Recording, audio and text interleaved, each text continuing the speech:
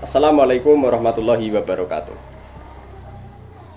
Anda mungkin pertama kali bertemu dengan saya. Panggil saja saya Rois.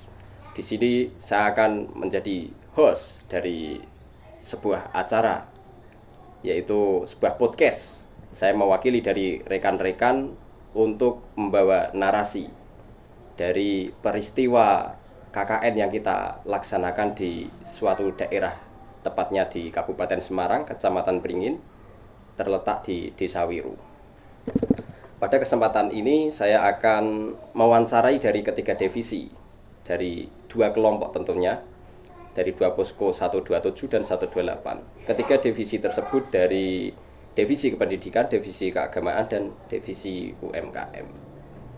Baik, kita langsung masuk ke sesi wawancara dan saling ngobrol untuk menggali lebih dalam tentang informasi yang kita dapat dari sumber. Mas Sauki, Anda mewakili dari divisi pendidikan. Leres mas. Ya. Bagaimana perasaan Anda ketika pertama kali menginjakkan kaki dan mengamati keadaan sekitar yang tepatnya Anda melaksanakan KKN, Mas? Kalau dari saya pribadi sebenarnya itu emang udah di-plotting ya mas. Dari awal itu kan udah ada sudah dirancang beberapa divisi, kemudian sudah ada lingkupnya di apa. Nah, terutama di divisi pendidikan itu lebih kepada pengajaran. Kalau kita itu fokusnya baru di instansi pendidikan formal dan juga informal. Nah, formalnya itu kita ada di SD 1 Wiru, terus ada di MI Wiru juga, terus ada di SD 3 Wiru, dan kemudian untuk informal itu Nah, kalau informal itu sebenarnya sebelum kita mulai pun udah disamperin sama rakyat-rakyat kecil mas. Rakyat kecil, anak-anak mas, maksudnya mas, kecil kan ya. Terus apa mas, di demo? Ya, bukan demo kan mas. Saya Kecilnya itu kan request gini, mas, mbak, tolong ajarin gara PR bareng gitu, tolong ajarin pelajaran ini. Nah, kebetulan kan kelompok KKN kita heterogen mas, dua posko jadi satu, kemudian banyak jurusan, dan ada juga yang dari pendidikan, ada juga yang dari ekonomi, ada juga yang dari dakwah, dan komplit lah coro-coro mas. Nah, itu kita bantu mereka. Terus kemudian itu menjadi program kerja yang rutin yang kita lakukan tiap minggu, ya kan. Terus kita juga jadwal setelah hasil melobi SD MI setempat itu sukses, kita coba jadwal juga, kita coba rolling siapa aja yang ngisi kelas ini gitu. Oke. Kurang lebih seperti itu. Mohon maaf mas, saya potong mas. Oke. Sebelumnya terkait proker, ini kan Anda mewakili dari divisi pendidikan kan? Anda terjun ke dunia pendidikan itu atas kesepakatan bersama atau inisiatif sendiri mas? Karena sebelumnya Anda sudah melaksanakan KKN, tentunya kan Anda sebagai divisi pendidikan pasti dari fakultas pendidikan juga kan? Iya mas. Ini gimana mas? Kok memilih ada kegiatan pendidikan, kita terjun di pendidikan itu mas? Kenapa mas? Atau mungkin ada sesuatu yang kurang tentang pendidikan di wilayah itu? Oh begini mas, awalnya kalau ada yang sesuatu yang kurang itu enggak ya? Karena emang bener-bener kita gabut aja mas. Oh enggak gabut sih, lebih tepatnya bingung mau ngapain sih, ya kan? Berarti gabut? Ya bisa jadi gitulah. Cuman kan dari kita coba lihat tuh, kita coba observasi di awal, kita keliling ada apa aja nih di Wiru, terus apa yang bisa kelompok kita cawe-cawe, bukan cawe-cawe politik ya. Oke, jadi ini ada instansi pendidikan formal. Oh, mungkin kita bisa masuk nih dengan persetujuan dari DPL juga tentunya, dan juga dari pihak sekolah, dan alhamdulillah pihak sekolah menyambut baik. Anak-anak rakyat kecil itu antusias sekali mas. Kedatangan KKN itu sangat antusias. Oh antusias sekali, mereka semangat belajar mereka.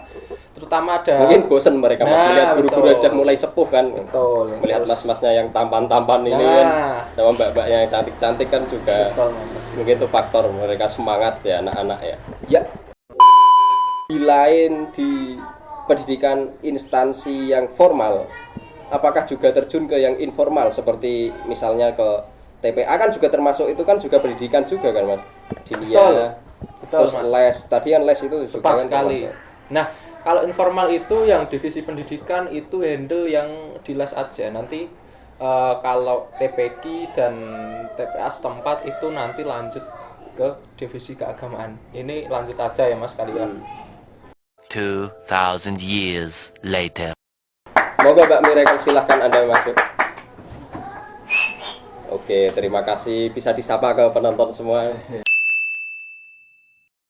Memperkenalkan diri Selamat mungkin. siang semuanya. Mbak Miratul ya tepatnya ya. Ini kan panggilan akrab saja.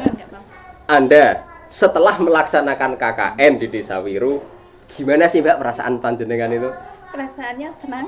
Senang sekali. Ada apa Mbak di sana Mbak? Di sana pertama jadi banyak silaturahim, kenal orang-orang baru, juga nambah pengetahuan baru Oh, juga. pengetahuan baru. Pengetahuan apa Mbak? Terutama dalam segi pembelajaran tentang keagamaan ya. Dari sana kan dari keagamaan itu pertama setiap mau kegiatan keagamaan itu dimulai dengan berbagai macam doa gitu. Jadi kan langsung menjurus ke topik keagamaan karena Anda mewakili dari divisi keagamaan gitu. Oh, oke. Padahal saya mau basa-basi dulu lah. nggak apa-apa. Tenang aja. Divisi keagamaan. Anda mewakili dari teman-teman divisi keagamaan. Kegiatan keagamaan di masyarakat. Menurut Anda sebagai mahasiswa yang melaksanakan KKN di sana, itu sudah masih relevan nggak dengan peradaban zaman sekarang ini Mbak? Tentunya Anda sebagai generasi Z untuk mengikuti kegiatan keagamaan kan yang ada di sana seperti contohnya ada yasinan, tahlilan. Nah, itu gimana Mbak menurut panjenengan? Masih relevan nggak? Masih Pemuda-pemuda juga antusias juga. itu lebih banyak ke bapak-bapak dan ibu-ibunya. Oh, Kalau berarti pemuda enggak. itu masih kurang ya. Jadi harus lebih menuju ke remaja itu harus ada ajakan mungkin ya. Berarti Kesadarannya masih kurang. Berarti antusias dari pemuda juga dalam kegiatan keagamaan kan juga kurang kan? Ada sesuatu yang dilakukan mungkin dari mahasiswa UIN, mahasiswa kita, Dari mahasiswa UIN, alhamdulillah sudah mulai. atau hanya ikut saja ke kegiatan keagamaan? Hanya ikut itu kegiatan-kegiatan masyarakat saja. Ikut saja ya terjun. berarti. Oh ya, udah bagus lah daripada mengobok-obok yang sudah ada kan lebih baik ikut gitu ya Mbak kita ya. Ya. Menyesuaikan. Oke, bagus sekali. Menurut Anda kegiatan keagamaan yang menjurus ke pendidikan, seperti contohnya pendidikan itu pendidikan informal seperti TPA, TPQ, ada madrasah diniyah. Nah, itu menurut panjenengan lebih baiknya di-upgrade atau mengikuti metode mengajar seperti dahulu? Kan kebanyakan yang di TPA, di TPQ itu kan kalau menurut saya ya menurut pribadi itu masih terkesannya jadul. Kalau untuk menangani anak sekarang, mengajar anak-anak sekarang yang sudah sering berinteraksi dengan HP kan tentunya, dengan gadget tentunya, itu sudah membosankan menurut saya. Kan menurut Anda apakah masih bisa menggunakan metode seperti syair-syair Jawa seperti dahulu? Itu apakah masih relevan untuk menggait anak-anak kecil lah seperti sekarang? Ya, jadi kalau dari itu nggak ya semuanya bisa digunakan. Jadi kayak digabungkan. Jadi nggak harus yang zaman dulu kayak caranya dihilangkan. Tapi yang sekarang harus ada, jadi diseling-seling gitu. Biar ada semangat belajarnya. Apalagi sekarang kan banyak juga aplikasi tajwid kan yang lebih menarik, aplikasi kartun mungkin kan itu kan lebih menarik sebenarnya kan daripada lagu-lagu Jawa yang nyentrik itu kan kurang minat kalau saya mengamati anak-anak itu juga sudah mulai bosan. Apalagi teman-teman kita Mas Rohmat itu kan gak tertarik sekali itu kan metode-metode lantunan Jawa itu Mbak kalau menurut saya sih.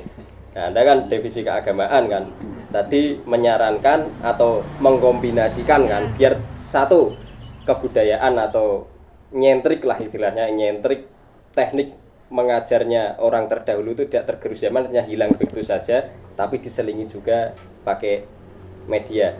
Ya. Saya akan lanjut kepada teman saya yang paling ganteng, katanya itu Habib Zaidan KW katanya. Dia mewakili dari divisi UMKM. Kita akan wawancara tentang usaha yang ada di Wiru. Ya, terima kasih. Oke, masuk Mas. Mas Rahmat. Selamat pagi. Wah, pagi menjelang sore nih Mas. Perasaan Anda gimana Mas duduk di sini Mas? Deg-degan. Ya, saya tidak menyangka.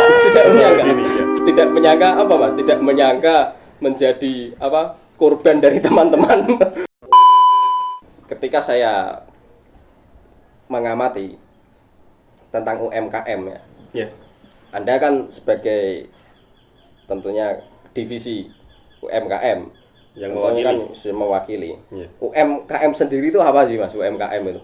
UMKM itu merupakan singkatan dari usaha menengah kecil mikro. Oke, seperti itu.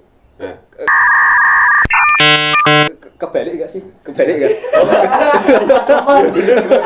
usaha Kebalik gak? Apa sih? Usaha mikro. Usaha mikro kecil menengah.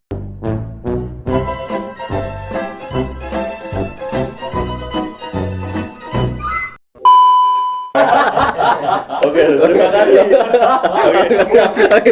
Tas. Bagus sekali ya. Saya suka. Iya. Oke, usaha baik. kecil, menengah, mikro. Usaha kecil, mikro, menengah. Ya. Bener ya Mas ya? Bener. Oke. Udah. Ada apa aja sih Mas di sana itu? Oh ya. Jadi yang ada di Desa Wiru itu Terkait usaha mikro yang ada di Desa Wiru itu. ya, itu salah satunya ada gula kacang. Itu masyarakat sendiri asli penduduk asli. Pribumi asli itu. Ada berapa Mas itu penduduk yang berkecimpung di dunia produksi gula kacang itu ya? Kalau yang berkecimpung ya Kebanyakan. ada puluhan lah ya, karena Berarti banyak ya Mas ya? dalam satu perusahaannya itu ada yang 10 orang karyawannya, ada yang 8. Jadi kalau dikumpulkan, karena di Desa Wiru sendiri kan ada 5 Ada 5. perusahaan yang lima berdiri di bidang Berarti ada 5. gula kacang. Ya. 5 warga yang berusaha Membuka menggeluti usaha dunia itu. Kalau yang Pergulaan kacang itu ya Mas. betul, tapi kalau yang ikut berkecimpung di dunia itu kan ada beberapa karyawan kan. Nah, Oke. seperti itu. Gula kacang ini gula dikacangin atau kacang digulain Mas ini? Itu boleh, semuanya boleh. Jadi dibalik-balik Metodenya gitu. Sama aja. Jadinya nggak kacang gula. Yang penting bukan Masnya yang dikacangin. Oke. Ya, terima kasih memang nggak dikacangin ke sini loh. Oke, siap Mas. Ini loh, produksi gula kacang, ini gula kacang bukan Mas ini Mas. Oh, ini kok bukan gula kacang Mas? Ada apa lagi Mas? Atau cuma gula kacang? Ya ada banyak, tapi Yang paling itu yang paling menonjol di Desa menonjol. Wiru dan kita ikut terjun ya. Kebanyakan di gula itu. kacang. Oke, Betul. gula kacang. Kacangnya dari mana ya Mas? Dari warga sendiri, materi dari pertanian situ atau tetap masih harus beli kacangnya? Kalau Dari luar? kacangnya itu tetap ya beli di Tetap luar. berarti belum dari sektor pertanian di situ. Kalau sektor pertanian Belum sepertinya mencukupi. Belum mencukupi. Oh, gitu. Karena harus mencari yang kualitasnya Mas ya. Oh, berarti ada kualitasnya Mas. Nggak bisa sembarang kacang yang dibuat gula kacang nggak itu. bisa. Nggak bisa. Kalau kacang itu juga nggak bisa. Sudah menemukan pasar Mas. Maksudnya yang itu produksi gula kacang, Ya. pemiliknya, pengusahanya itu sudah menemukan pasar yang tepat atau yang berkesinambungan. Oh, kalau seperti itu ya Sudah ada penadahnya. yang saya Ketahui. dapat dari saya ketahui dari survei-surveinya ya. Itu ya ada yang sudah kirim ke supplier juga ada yang sudah penadah, jadi tinggal produksi jadi nanti dikabarin diambil juga sudah ada. Sudah lancar. Itu Ya, variatif. dimulai sejak tahun berapa Mas ada usaha gula kacang? Di Ya situ? kurang lebih yang sebagai pelopor itu di tahun antara 2010-an 2011-an 2010 udah 14 tahun berarti Mas. ya mungkin sekitar lebih itulah 14 kalau tahun. nggak salah ya. Lalu dari KKN UIN sendiri, dari panjenengan kan tentunya yang dari divisi UMKM, apa sumbangsih Anda terhadap UMKM setempat, Mas? Oh gitu. Inovasi. Ya. Jadi kemarin saat kita menjalankan KKN kita koordinasi dengan Bapak Kepala Desa, Bapak Hafid. Jadi kita rapat lah ya. Kita mengkoordinasikan tentang UMKM tersebut biar kita bisa memberikan sumbangsi yang mungkin sedikit banyaknya ada kebaikannya ya. Mendongkrak gitu. Iya. Bisa mendongkrak Nah, terus usaha. kemudian usaha dari itu Bapak Kepala Desa menyarankan dan ya kita hasil rapatnya lah ya. Itu hasil diskusi sama hasil Bapak diskusinya Kadek. itu kita di branding, maksudnya di branding. Oh. Dan brandingnya iklan. Kita Lewat apa, Mas? Lewat apa? melalui video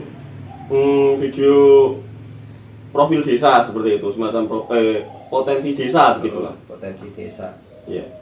Dan hasilnya itu ya lumayan lah. Jadi kita konsepnya tidak hanya di UMKM-nya saja. Iya. Kita menampilkan beberapa keunikan desa yang khas di desa seperti Kacangi alamnya tadi. juga. Terus kemudian kita memasukkan selipan-selipan video-video di produksi gula kacang sampai dari nol sampai packing. Sampai packing. Ya. Itu masih manual, Mas. Untuk apanya Mas ya? Pembuatan gula kacang Kalau produksinya ya manual, tetap manual, tangan belum biasa. pakai mesin. Belum pakai mesin. Berarti masih. Jadi itu termasuk membantu perekonomian masyarakat setempat kan, itu termasuk juga kan. Oh iya, itu tetap Sangat ada membantu. ya pasti. Oke, Mas siapa namanya, lupa saya. Mas Rahmat. Oke, Mas Rahmat. Terima kasih Anda telah banyak mewakili sebagai informan dari gula kacang Gula ya, Mas, kacang, ya, di divisi UMKM. Terima kasih, Mas. Ya. Saya sangat berterima kasih sebagai host.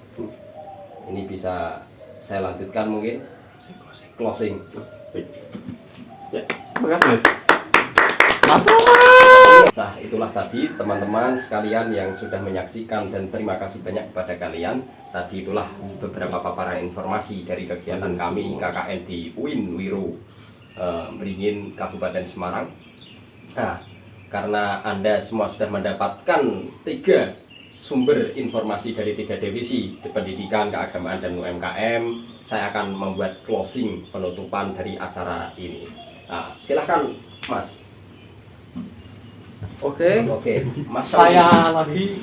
Nah, jadi karena Mas. Karena apa, Mas? Acara closing kita yang bareng-bareng antara 2 posko itu Jadi satu. Masih ya, jadi satu itu kan masih ada nyerempetnya Masih di bidang sama. pendidikan ya, Mas. Oke. Nah, jadi kemarin itu buat closing itu kita mengundang dekan Fakultas Tarbiyah dan Ilmu Keguruan ya dari FTIK. Dengan, tepatnya mengundang atau menawarkan diri itu. menawarkan diri malahan itu, Mas.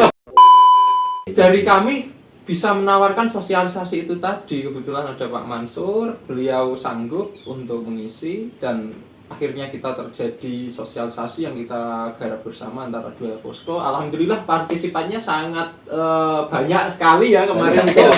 Lebih lah. Wah, dari 10 ada. lebih target. target. Ya. Lebih target. 10 ada. Mungkin itu saja kali ya. Nah, itu gong kita di saat KKN lain mengundang Habib, Yes. tapi kita udah punya Habib sendiri, Oh, iya. Habib Zaidan. Iya. Tadi kita closingnya kemarin kita closing tentang pentingnya pendidikan Dan dalam pencegahan pernikahan dini. Oke. yang disampaikan oleh Prof. Mansur. Betul. Ya. Prof. Mansur. Monggo Mas, silakan ditutup. Sudah, langsung ditutup aja.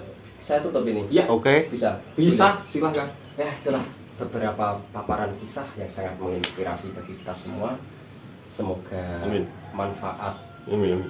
dan berkesinambungan kepada sesama. Terima kasih. Assalamualaikum warahmatullahi wabarakatuh.